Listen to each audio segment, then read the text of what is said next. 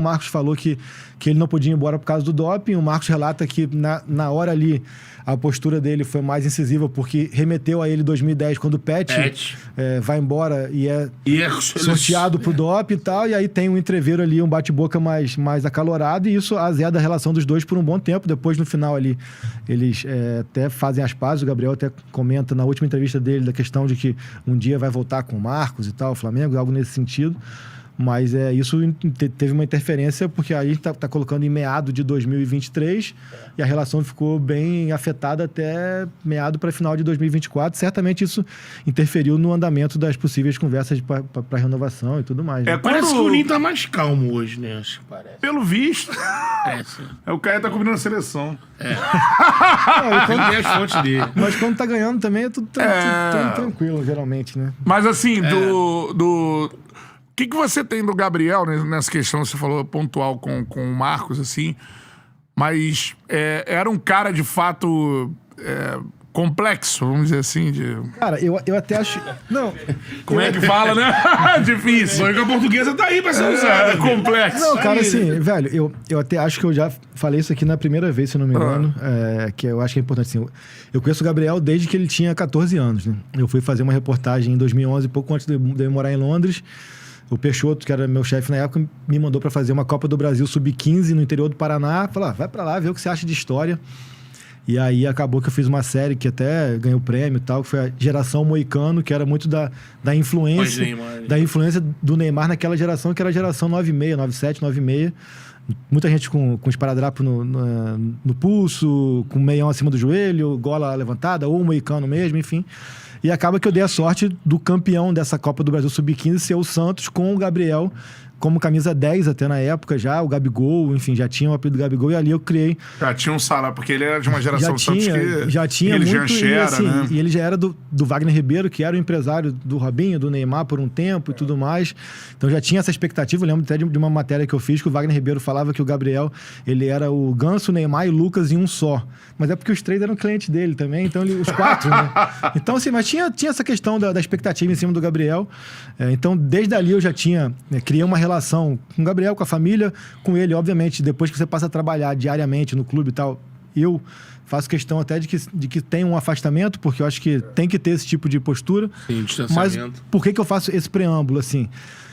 Não dá pra gente tirar de contexto personagens como o Gabriel, como o Neymar e como alguns outros que são alvo de expectativa da família, alvo de expectativa do clube, alvo de expectativa de torcida, desde tão cedo, a gente ter uma avaliação ou uma opinião sobre comportamento como a gente tem na nossa criação, na nossa vida, no nosso ecossistema, no nosso meio ambiente. Dia a dia. Porque não é a mesma coisa, assim, cara. Então, assim, realmente ele tem comportamentos ali peculiares, digamos assim, ou muito específicos do jeito de ser dele, mas porque, cara, assim, tentar me transportar para a realidade dele, assim, desde que se entende por gente mesmo, de ter discernimento do que fazer, do que é bom ou ruim, você carregar uma expectativa de uma família, você carregar uma expectativa de um clube, você ter salários que talvez seja maior do que o nosso desde 8, 9, 10 anos.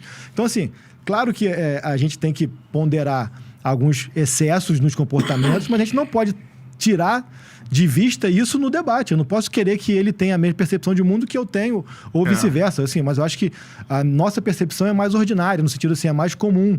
Sim. E eles vêm de uma outra criação. Então, assim, eu acho que se critica muito o comportamento do Neymar hoje em dia, tá, cara, mas o que foi a vida desse cara até hoje? Aí vira o chacota, é difícil ser o Neymar. Cara, nem tudo na vida é só dinheiro. Claro que assim, pô, ele tem da grana, né? Poder e capacidade financeira para fazer o que quer, mas, cara, o que isso trouxe a reboque de limitações na vida dele?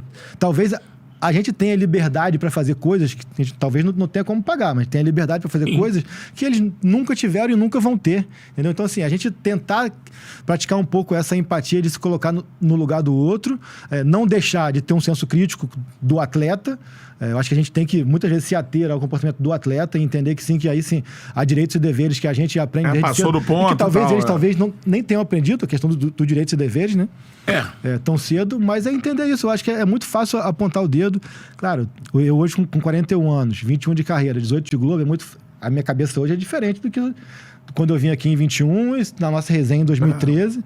São pensamentos que você vai amadurecendo. Hoje eu sou pai de família e tal, você vai trazendo. Mas eu acho que o nosso papel aqui, o meu papel, o cara que tá ali me escutando, eu tenho que trazer algo que eu faça o cara refletir. Claro. Eu ser mais um aqui pra espinafrar o Gabriel, o Neymar e tal, é muito fácil. Mas vai me levar a quê? Vai levar a reflexão... que reflexão o outro? Cada um tem a sua independência de opinião. Mas eu acho que é isso, assim, cara. O comportamento dos caras é porque os caras tiveram uma vida também, por mais que seja uma vida de abastada. De possibilidades, Sim. mas que levou a isso, de repente, ser mais desconfiado, ser mais, assim, como você falou, do Gabriel. Eu sei que o círculo social do Gabriel no Flamengo era muito pequeno, assim. Quem é o cara que é mais parceiro dele? Por assim? um período, o Mateuzinho era muito próximo, por outro, o Léo Pereira e tal. Eu sei porque eu tenho amigos em comum e ele realmente ele tinha um outro círculo social aqui no Rio de Janeiro que não fossem os atletas. O que não quer dizer que ele desgostava dos atletas ou os atletas desgostavam dele, entendeu? É o que eu falo, assim, pô, da Globo lá, que eu tô há 18 anos, eu tenho 3, 4, 5 que eu chamei pro meu casamento. É bom exemplo. E aí, então, quer dizer trabalho. Quer dizer que eu não gosto dos outros? Tudo Você isso, resenha assim. com a galera, brinca, o ambiente é maravilhoso, mas de repente, um ou dois daquela galera do trabalho você encontra com você fora. E não quer dizer que os outros são inimigo, assim. né? Não, eu acho que esse exercício de se transportar para a situação, eu acho que ajuda a gente ser um pouco mais equilibrado nas opiniões e nas avaliações, tá ligado? Assim, E você foi transportado para algumas situações também nesse período, Gabriel, no Flamengo, que principalmente vai para a reta final. Pô, já tem algumas aqui que a galera tá lembrando. Não sei se tu tava cobrindo o Flamengo ainda na época da camisa, não? Não. Não, Camisa não, já tinha saído. Eu saí no final de 22 ali. Na época do Cassino. Cassino tava. E a gente, por sinal, eu e o Eric, a gente consegue falar com ele no dia, né? A gente fala com ele pro Fantástico no dia ali. Ah, mano. E aí a gente consegue falar e tal, uma situação ali de dificuldade mesmo, mas pra o que o Beto falou, abrir... Tem um relato do Alexandre Frota desse dia, não sei se você já ouviu. O Frota também, ele foi no podcast do Casa Grande. Ele aproveita pra florear também.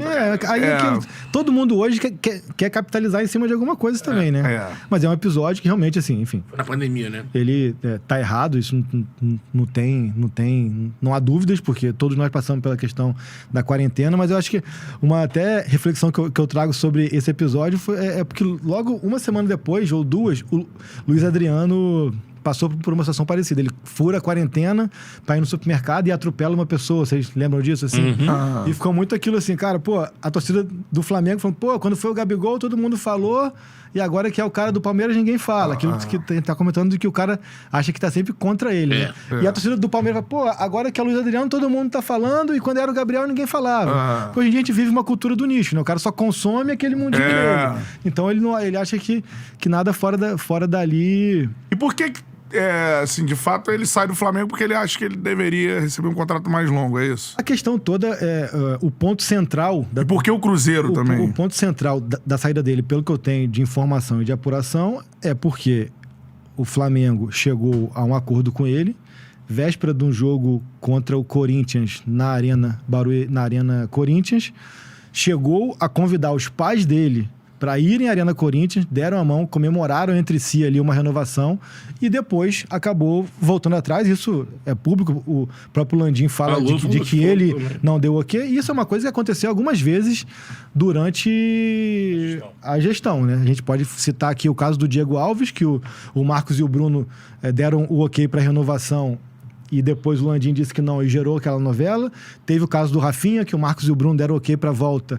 O Landim disse que não e gerou a novela. Teve esse episódio do Gabriel. E ali, na cabeça dele, foi uma quebra de confiança que dali em diante ele decidiu, ele e a família, o staff, o empresário, ele decidiu que ele só renovaria naqueles moldes. Nos moldes que tinha sido acertado na percepção dele. Tinha sido acertado, tinha dado a mão, tinha chamado os pais dele para celebrar o acordo e o Flamengo voltou atrás na cabeça dele. A partir dali, ou era naqueles termos ou não seria. O Flamengo tentou algumas outras propostas e também que vieram a público, mas que já estavam no limite de uma relação mesmo de quebra de confiança. Por isso que eu falo, o distanciamento dele com o Braz nesse período também acho que não permitiu que alguém fizesse esse papel de pacificar, que era muito o que o Marcos fazia nesse ambiente de bastidor ali. principalmente com tudo que envolvia o Gabriel. E aí chegou esse fim de ciclo já, muito porque ele entendia que houve ali uma quebra de confiança, repito, na percepção dele, foi a opinião dele diante do episódio. Aí o Cruzeiro, ciente desse processo, teve o contato com o Palmeiras, que acabou também que não se firmou, que também ficou naquela vai ou não vai, e o Cruzeiro, que eu sei que o Pedrinho e o Matos pegaram jatinho, vieram ao Rio algumas vezes, foram à casa dele algumas vezes, conversaram algumas vezes e já tinham ali esse pré-contrato assinado com certa antecedência, assim, bem antes de que foi vazado, que foi pós-título de Copa do Brasil. Naquela altura ali já tinha um pré-contrato assinado, ficou também aquele...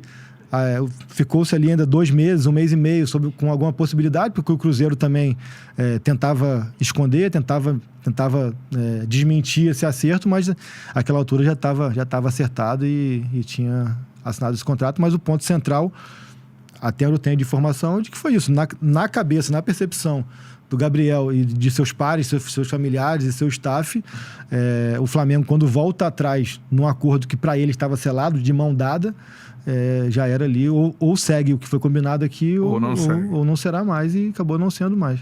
Transportando agora para a CBF, óbvio, temos que debater o assunto mais em voga nesse momento. Você falou, a CBF fornecendo muitas possibilidades de apuração nesse momento, né?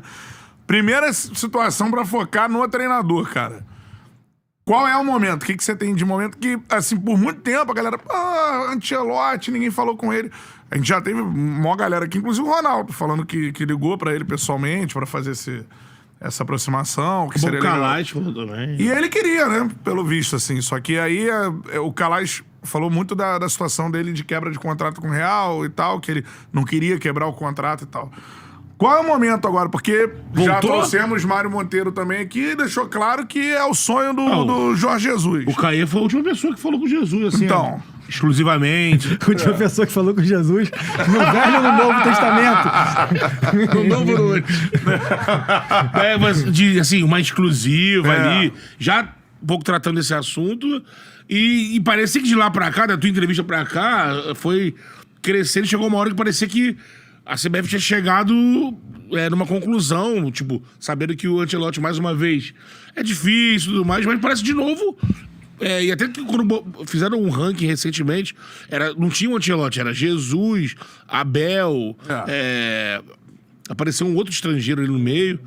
E aí depois, agora aparece de novo, volta o nome, após a eliminação do Real Madrid, de novo aparece o nome do Ancelotti forte. Vai sair, né? CBF voltou a essa carga? Então, a gente trouxe a informação ainda, como eu falei há pouco, ainda antes do jogo contra a Argentina, de que a CBF já tinha, sim, voltado os contatos com o Ancelotti, vislumbrando ali uma possibilidade de troca de comando, né? Então, já ali atrás, antes da data FIFA de março, a CBF sinalizou: poxa, cara, a gente ainda quer você, é o sonho do Edinaldo. O Edinaldo já verbalizou isso algumas vezes.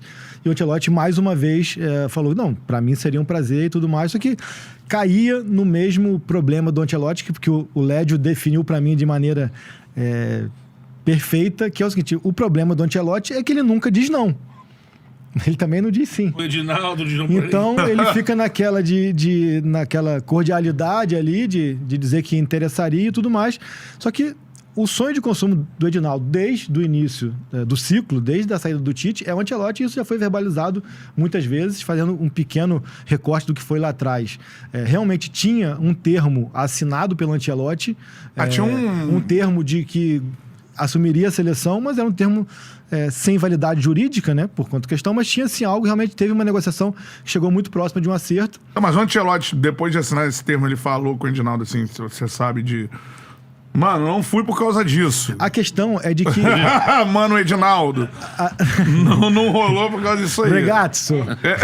A questão... Porque não dá pra ele assinar o termo e simplesmente não vir e mas ficar a por questão isso.